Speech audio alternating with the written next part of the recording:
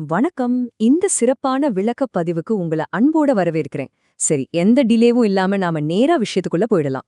இன்னைக்கு நாம பார்க்க போற கதை கொஞ்சம் வித்தியாசமானது, ஆனா ரொம்ப ரொம்ப ஆழமானது. இத ஆதவன் அப்படிங்கிற ஒரு ஃபேமஸான மோட்டிவேஷனல் ஸ்பீக்கரோட கதை. வெளியுலகத்துக்கு அவர் ஒரு மிகப்பெரிய ஹீரோ. ஆனா அந்த பிரகாசமான வெளிச்சத்துக்கு பின்னாடி அவருக்கே தெரியாம ஒரு இருட்டு ஒளிஞ்சிருக்கு. ஒரு மனிதன் தனக்குத்தானே எப்படி இரண்டு விதமான வாழ்க்கைய வாழ முடியும்? அந்த இரட்டை வாழ்க்கை அவனுக்குள்ள என்ன மாதிரியான சைலண்டான போராட்டங்களை உருவாக்குது? இத பத்தி தான் நாம இன்னைக்கு அலச போறோம். தயாரா இருங்க. இந்த பயணம் நிச்சயமா உங்களை ரொம்பவே சிந்திக்க வைக்கும். இப்போ வெளியுலகம் அவரை எப்படி பாக்குது, ஆனா அவரோட நிஜ நிலைமை என்ன அப்படிங்கிற அந்த மிகப்பெரிய முரண்பாட்டை கொஞ்சம் கவனிங்க. ஒரு பக்கம் பாத்தீங்கன்னா மக்கள் அவரை லைஃப் சேஞ்சர், அதாவது வாழ்க்கையே மாத்துறவர் அப்படின்னு கொண்டாடுறாங்க. அவர் பேசும்போது அப்படியே தீப்பொறி பறக்கும். ஆனா இன்னொரு பக்கம் அந்த உண்மை ரொம்ப கசப்பானது. அதுதான் சைலண்ட் டிப்ரெஷன், அமைதியான மனச்சோர்வு. மக்கள் அவரை ஒரு ஹீரோவா பார்க்கும்போது அவரோட மனசுக்குள்ள ஒரு மிகப்பெரிய சோர்வும் வலியும் சப்தமே இல்லாம அவரை அரிச்சுக்கிட்டு இருக்கு. இந்த முரண்பாடு எப்படிங்க உருவாச்சு? சரி, முதல்ல இந்த பொலிரும் மேடை பிம்பம், அதாவது அவரோட அந்த ஸ்டேஜ் பர்சோனாவை பத்தி பார்க்கலாம். கொஞ்சம் அப்படியே கற்பனை பண்ணி பாருங்க.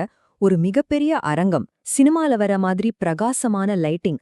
அவர் மேடையில ஏறின உடனே அந்த மொத்த கூட்டமும் சிலுத்து போய் கைத்தட்டுது.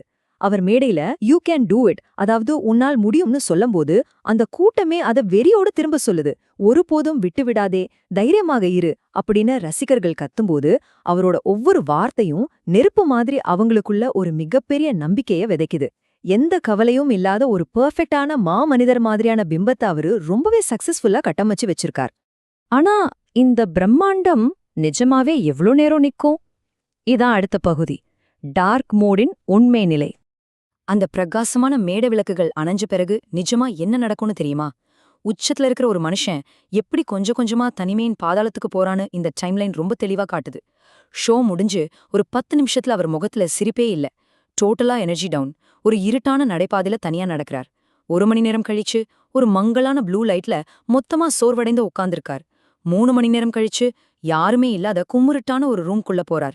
5 மணி நேரம் கழிச்சு நடுராத்திரியில தனிமையில உட்கார்ந்துகிட்டு தன்னோட சொந்த மோட்டிவேஷனல் வீடியோக்களையே அவர் திரும்ப திரும்ப பாத்துக்கிட்டு இருக்கார். இதுல என்ன ஒரு முரண்பாடுனா, வெளியில செம்மையா மழை பெஞ்சுகிட்டு இருக்கு.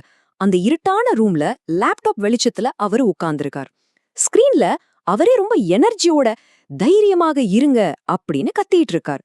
ஆனா அந்த வார்த்தைகளை கேக்குற அவருக்குள்ள துளி கூட தைரியமும் இல்ல, நம்பிக்கையும் இல்ல. தன்னோட சொந்த அட்வைஸே தன்னை பார்த்து சிரிக்கிற ஒரு கொடூரமான கிண்டல் மாதிரி இப்போ அவருக்கு தோணுது. ஊருக்கெல்லாம் எனர்ஜி கொடுக்கிற ஒருத்தருக்கு தனக்கு தேவையான எனர்ஜி கிடைக்காதது நிஜமாவே எவ்ளோ பெரிய சோகம்ல. இந்த மாதிரி ஒரு மூச்சு முற்ற கட்டத்துல தான் அந்த அமைதியான உடைசலின் தருணம் வருது. ஒவ்வொரு மனுஷனுக்கும் ஒரு பிரேக்கிங் பாயிண்ட் இருக்கு இல்லையா? இனிமேல் ஒரு அடி கூட எடுத்து வைக்க முடியாதுன்னு அவர் நினைக்கும்போது அவரோட போன்ல ஒரு நோட்டிஃபிகேஷன் பாப்அப் ஆகுது. யாரோ ஒரு ஸ்டூடெண்ட், சார் நான் எல்லாமே ட்ரை பண்ணிட்டேன், ஆனாலும் எனக்கு கிவ் அப் பண்ணணும் போல இருக்கு. இந்த மெசேஜை பார்த்தோன்னே ஆதவனுக்கு அப்படியே ஷாக். இது ஏதோ ஒரு மாணவனோட விரக்தியான குரல் மட்டும் கிடையாது. இது இத்தனை காலமா ஆதவன் தனக்குள்ளே பூட்டி வச்சிருந்த அவரோட சொந்த குரல். உலகத்துக்கு முன்னாடி தோத்து போய் விடுவனோ அப்படிங்கிற பயத்துல தவிக்கிற ஒரு சாதாரண மனுஷனோட குரல். இந்த இடத்துல தான் அந்த முக்கியமான ரியலைசேஷன் நடக்குது. ஆதவன் சத்தம் இல்லாம அழ ஆரம்பிக்கிறார். நான் உலகத்துக்கே நம்பிக்கை கொடுக்கறேன், ஆனா எனக்கே நம்பிக்கை இல்லையே அப்படின்னு அவர் தனக்குத்தானே சொல்லிக்கிற இந்த நிமிஷம் அவர் இத்தனை வருஷமா கட்டி காப்பாத்தின அந்த ஃபேக் மேடை பிம்பத்தை சுக்கு நூறா உடைக்குது.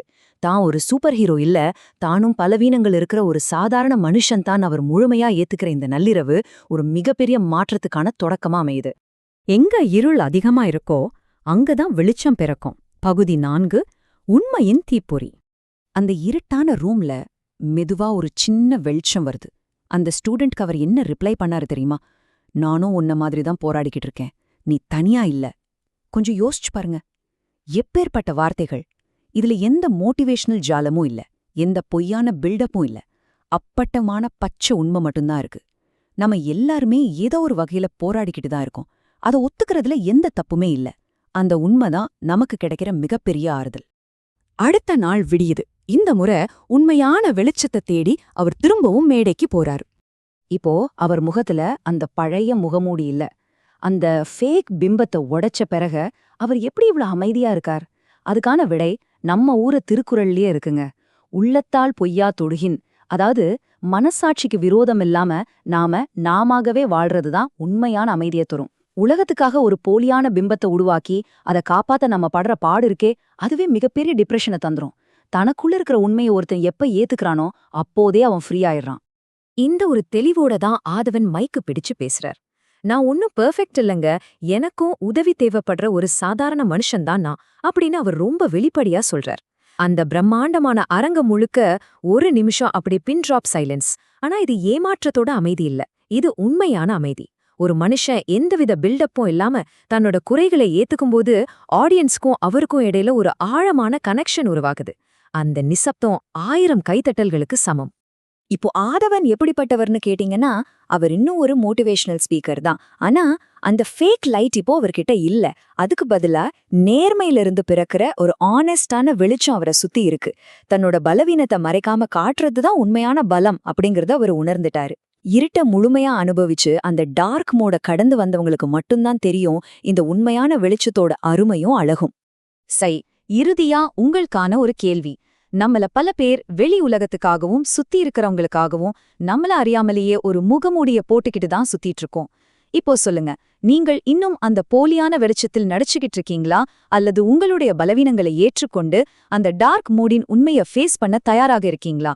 உங்க மனசாட்சி கிட்ட நீங்க உண்மையா இருக்கிறது தான் உங்களுக்கான மிகப்பெரிய விடுதலையா இருக்கும். கொஞ்சம் யோசிச்சு பாருங்க. இந்த செக்மெண்ட் நிச்சயமா உங்க மனசுக்குள்ள ஒரு சின்ன ஸ்பார்க்க உருவாக்கியிருக்கும்னு நம்புறேன். அடுத்த பதிவுல சந்திக்கலாம்.